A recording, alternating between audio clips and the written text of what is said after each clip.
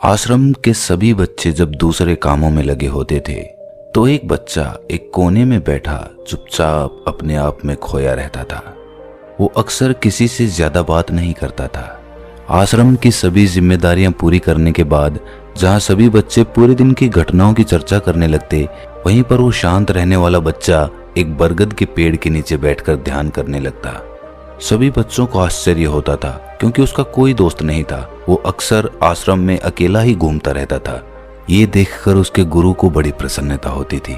उसे लगता था कि कोई तो है आश्रम में जो मौन यानी कि चुप रहने की ताकत को समझता है, उसके महत्व को समझता है। आश्रम के बारे में जब भी कोई जरूरी निर्णय लेना होता वो उसकी राय जरूर लिया करते थे, लेकिन यही बात गुरुजी के एक दूसरे शिष्य को बड़ी खटकती थी।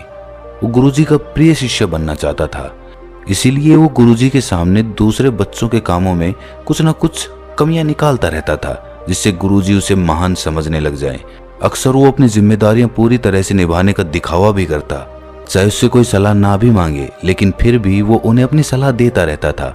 वो बहुत वाचाल शिष्य था और आश्रम के दूसरे सभी बच्चों में बहुत प्रसिद्ध भी था, क्योंकि वो सबसे हंसी मजाक करता रहता था, उनसे दिन भर बातें करता रहता था। इसीलिए उसकी सबसे दोस्ती हो गई थी। लेकिन जब आश्रम के गुरु उसकी राय न लेकर दूसरे बच्चे की राय लेते थे तो ये बात उसे बड़ी खटकती थी। उसे ये लगता था कि वो उस दूसरे बच्चे से ज्यादा बुद्धिमान है, लेकिन गुरुजी फिर भी उसकी तरफदारी करते हैं। ऐसा नहीं था कि गुरुजी को उस वाचाल शिष्य के स्वभाव के बारे में पता नहीं था, लेकिन गुरुजी उसे अपने तरीके से सीख देना चाहते थे, ताकि उसकी ज्यादा बोलने की आदत, दिखावा करने की आदत, दूसरों में कमियां निकालने की आदत हमेशा हमेशा के लिए खत्म हो जाए और वो मौन रहकर ध्यान की गहराइयों को छू पाए। असल में हर सच्चे गुरु की यही इच्छा होती है। वो किसी तरीके से उस वाचाल शिष्य को एहसास कराना चाहते थे कि चुप रहने से ही उस असीम सत्य को जाना जा सकता है। उस विराट का एहसास चुप होकर ही किया जा सकता है। एक दिन गुरुजी को एक तरीका सूझा। उन्होंने आश्रम के सभी बच्चों को अपने पास बुलाया और कहा कि मैं तुम सभी को दो दो हिस्सों में बांटकर अलग अलग गांव में भिक्षा मांगने के लिए भेज रहा हूं, और जो भी दो बच्चे सबसे ज्यादा भिक्षा मांग कर लाएंगे उन दोनों को आश्रम की सभी जिम्मेदारियां निभाने का मौका दिया जाएगा। अपनी बात जारी रखते हुए गुरुजी ने बताया कि भिक्षा मांगने से हमारा अहंकार खत्म होता है, इसीलिए हर शिष्य पूरे मन से भिक्षा मांगे। कोई भी इस काम को औपचारिकता में ना ले, वरना तो वो अपने जीवन का बहुत बड़ा ज्ञान खो देंगे। आश्रम के गुरुजी ने जानबूझकर वाचाल शिष्य और चुप रहने वाले शिष्य की जोड़ी बना दी। वाचाल शिष्य के मन में सिर्फ एक ही बात चल रही थी कि इस बार उसे मौका मिला है और इस बार वो गुरुजी को दिखा देगा कि वो चुप रहने वाले शिष्य से कितना ज्यादा प्रतिभावान है। दोनों शिष्यों ने आपस में अपनी सहमति से निर्णय लिया कि दोनों गांव के अलग अलग कोनों से भिक्षा मांगना शुरू करेंगे, ताकि भिक्षा मांगने का काम जल्दी खत्म किया जा सके। चुप रहने वाला शिष्य हर द्वार पर जाकर अपने हाथ जोड़कर अपना भिक्षा का पात्र उनके सामने कर देता। उसके चेहरे पर एक सादगी और उसकी आंखों में एक एकांत होता था, जिससे भिक्षा देने वाले उसे भिक्षा देकर अपने आप को अनुग्रहित समझते थे। वहीं पर दूसरा वाचाल शिष्य हर द्वार पर जाकर उनको कुछ न कुछ ज्ञान देने लगता था, जिससे ज्यादातर लोग उसे बिना भिक्षा दिए ही लौटा देते थे। पूरे गांव में भिक्षा मांगकर जब दोनों गांव के बीच में मिले तो वाचाल शिष्य ने देखा कि चुप रहने वाले शिष्य के पास उससे दुगनी भिक्षा थी। ये देखकर उसे मन ही मन बहुत ठेस पहुंचा। लेकिन जब वो दोनों भिक्षा का सामान लेकर आश्रम की तरफ जा रहे थे तब वाचाल शिष्य को एक चालाकी सूझी। उसने चुप रहने वाले शिष्य से कहा कि हमें अपनी भिक्षा एक ही थैले में डाल लेनी चाहिए। गुरुजी ने हम दोनों को एक साथ भिक्षा लाने के लिए कहा था। चुप रहने वाले शिष्य ने बिना कुछ बोले अपनी सारी भिक्षा उसके थैले में डाल दी। वाचाल शिष्य मन ही मन बहुत खुश हो रहा था कि अब गुरुजी को ये पता नहीं चलेगा कि ज्यादा भिक्षा हम में से किसने मांगी। उसे लग रहा था कि गुरुजी मुझे इससे कम प्रतिभावान समझेंगे, इसीलिए उसने ये तरकीब लगाई। सभी शिष्यों के आने के बाद संध्या के समय जब सभी की भिक्षा तोली गई तो इन दोनों शिष्यों की भिक्षा सबसे ज्यादा निकली। गुरुजी ने इन दोनों का अभिवादन करते हुए आश्रम के सभी बच्चों के सामने उनकी पीठ थपथपाते हुए उन्हें मुबारकबाद दी और कहा कि मैं आश्रम का कार्यभार तुम दोनों को नहीं सौंप सकता, इससे आपसी मतभेद होने का खतरा रहता है। इसीलिए तुम दोनों में से जो ज्यादा भिक्षा लेकर आया है, आश्रम की जिम्मेदारी उसे ही सौंपी जाएगी। जब उन्होंने उनसे पूछा कि तुम में से ज्यादा भिक्षा कौन मांग कर लाया था, तो वाचाल शिष्य ने कहा कि गुरुजी, मैं इससे दुगनी भिक्षा मांग कर लाया था, लेकिन मुझसे एक गलती हो गई कि मैंने वो दोनों भिक्षा एक ही थैले में डाल ली। मुझे नहीं पता था कि आप ऐसा निर्णय लेने वाले हैं, वरना तो मैं अपनी भिक्षा का थैला अलग ही रखता। इस पर गुरुजी ने चुप रहने वाले शिष्य से पूछा कि क्या तुम इसकी बात से सहमत हो? क्या तुम इससे कम भिक्षा लेकर आए थे?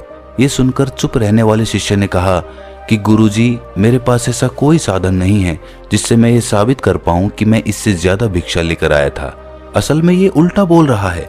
दुगनी भिक्षा मैं लेकर आया था, ये मुझसे आधी भिक्षा लेकर आया था और इसी ने ही मुझसे भिक्षा एक थैले में डालने की बात कही थी। आश्रम से कुछ दूरी पर एक पहाड़ी थी जिसके पीछे सूरज अभी अभी संध्या के समय ढल रहा था। गुरुजी को तो पता था कि सच कौन बोल रहा है, लेकिन बाकी बच्चों के सामने सच साबित करने के लिए उन्होंने उन दोनों से एक सवाल पूछा कि पीछे पहाड़ी पर तुम्हें क्या दिखाई दे रहा है?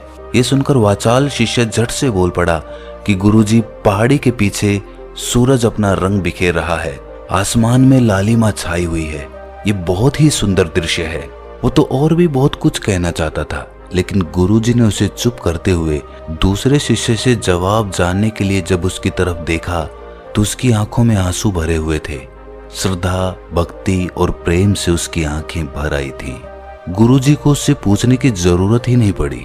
गुरुजी ने सभी बच्चों को संबोधित करते हुए कहा कि मैंने सवाल किया था कि पहाड़ी के पीछे तुम्हें क्या दिखाई दे रहा है। ज्यादातर लोगों को यही दिखाई देगा कि ये एक बहुत सुंदर दृश्य है, लेकिन मजे की बात यह है कि सुंदरता बोलकर नहीं बताई जा सकती, उसे महसूस किया जा सकता है और सामने वाला उस सुंदरता को आपकी आंखों में देख पाता है। चुप रहने वाले शिष्य की तरफ इशारा करते हुए गुरुजी ने कहा कि असल में सुंदरता इसी बच्चे ने देखी है, दूसरे बच्चे ने सिर्फ सुंदरता की व्याख्या की है, लेकिन इसने वास्तविकता में उस सुंदरता को महसूस किया है। अपने आप को ऊंचा दिखाने की सभी कोशिशें नाकाम होती देख वाचाल शिष्य वहीं पर फूट फूट कर रोने लगा। उसको चुप कराते हुए गुरुजी ने कहा कि बेटा, मुझे पहले से पता था कि तुम झूठ बोल रहे हो, लेकिन मैं तुम्हें उस झूठ का एहसास कराना चाहता था। सभी बच्चों को संबोधित करते हुए गुरुजी ने बताया कि शब्द जाल की तरह होते हैं। हमारे ज्यादा बोलने की वजह से बहुत सारी समस्याएं पैदा होती हैं।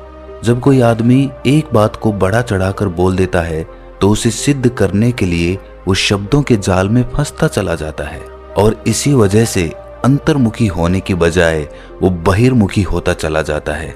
वहीं पर जिस भी व्यक्ति को अपनी अंतर यात्रा करनी होती है उसे सबसे पहले चुप रहना सीखना होता है। जरूरत से ज्यादा बोलना या फिर हर वक्त बोलते ही रहना, ये सब हमारी अंतर यात्रा में बाधा बन जाती है। जब आप चुप रहने का अभ्यास करते हैं तो आप अपने साथ वक्त बिताने लगते हैं, जिससे कि आप अपने एकांत को जान पाते हैं। और एक बार अगर मन में एकांत स्थापित हो जाए तो आपकी आंखों में, आपके चेहरे पर वो सादगी, वो एकांत, वो स्पष्टता की झलक, सब कुछ सामने नजर आने लगता है। कुछ साबित करने को नहीं रह जाता, कुछ बताने को नहीं रह जाता, सब कुछ आंखों में देखा जा सकता है।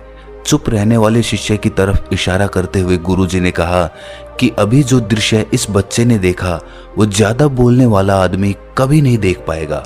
वो अपनी बुद्धि से तर्क वितर्क करता रहेगा कि उसे क्या क्या दिखाई दे रहा है, लेकिन उसमें से वो महसूस कुछ भी नहीं कर पाएगा। उसे दिखाई दे जाएंगे पहाड़, सूरज या फिर उसकी लालिमा, लेकिन उस सुंदरता को, उस विराट को, उस अद्वैत को वो कभी नहीं देख पाएगा। अगर चुप रहने की कला सीखनी है तो तुम्हें सबसे पहले एक बात ध्यान रखनी होगी कि तुम्हें किसी को भी प्रभावित करने की कोशिश नहीं करनी है। ज्यादातर लोग इसी वजह से ज्यादा बोलते हैं क्योंकि वो दूसरों को प्रभावित करना चाहते हैं, अपने आप को साबित करना चाहते हैं, और उस साबित करने के चक्कर में वो शब्दों के जाल में फंसते चले जाते हैं और धीरे धीरे वही उनकी आदत बन जाती है। अगर कोई व्यक्ति दूसरों को प्रभावित करना चाहता है तो वो कितने लोगों को प्रभावित कर पाएगा?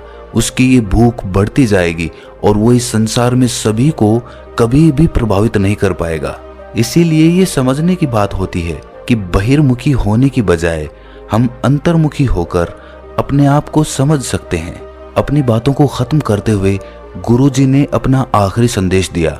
उन्होंने बताया कि अगर कोई व्यक्ति ज्यादा समय तक चुप नहीं रह सकता तो उसे थोड़े समय से अभ्यास करना चाहिए। दृढ़ संकल्प लेकर किसी व्रत की भांति दिन में कुछ समय या फिर हफ्ते में कुछ समय या फिर एक दिन चुप रहने का अभ्यास जरूर किया जाना चाहिए। इससे हमारी चुप रहने की आदत धीरे धीरे खुद ब खुद पनपने लगती है, क्योंकि एक बार जब हम चुप रहने लगते हैं तो हमें चुप रहने का आनंद पता चल जाता है। उसके बाद हमें प्रयास नहीं करना पड़ता, बल्कि हमारा मन आनंद की तरफ अपने आप बढ़ता चला जाता है। चुप रहने की कला सीखने के बाद आपकी बुद्धिमानी और आपकी स्पष्टता दोनों में बहुत ज्यादा फायदा होगा। वास्तविकता में जिसे दर्शन कहते हैं वो मौन रहकर ही किया जा सकता है। इसके बाद सभी बच्चों से कुछ समय चुप रहने का संकल्प लेकर गुरुजी ने अपनी बात खत्म कर दी और सभी बच्चे रात्रि का भोजन करने के लिए एक साथ भोजन कक्ष में पहुंच गए। तो दोस्तों, कैसी लगी ये कहानी आपको कमेंट सेक्शन में जरूर बताना, और अच्छी लगी तो इस चैनल को सब्सक्राइब जरूर कर लेना। तो मिलते हैं किसी अगली कहानी में, तब तक के लिए अपना ख्याल रखें।